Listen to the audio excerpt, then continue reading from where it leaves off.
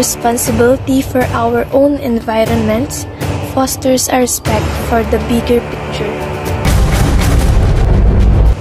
We can make difference.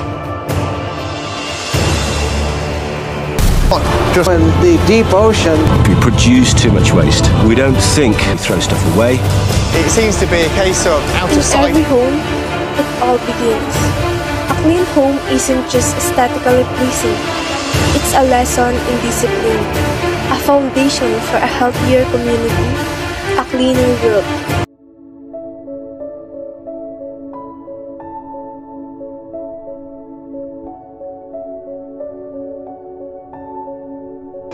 Ano ba naman yan?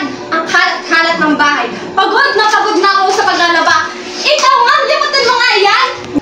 Hindi naman po ako nagalat yan eh. Si Kuya naman po eh. Papagod na po ako kakain.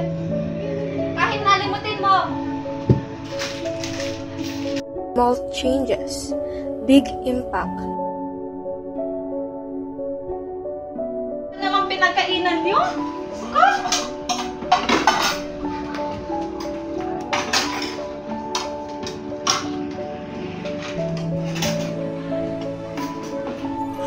Ano ba naman yan? TV bukas kung pinapanood yung balita, hindi mo tutulong pa kayo?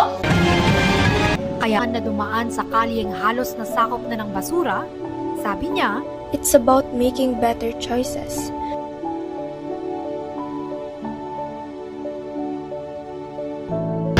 pwede kayo nagkakapagyan. Hindi man yung basurahan na.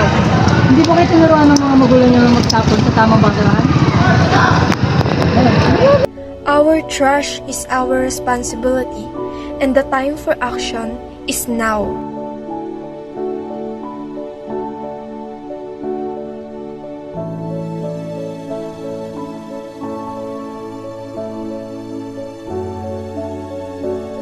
Let's turn the tide. Let's transform our trash problem into a testament to our collective responsibility, our shared commitment to a cleaner, healthier future.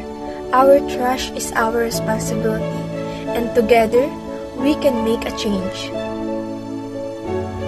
Our trash is our responsibility. Let's keep it clean.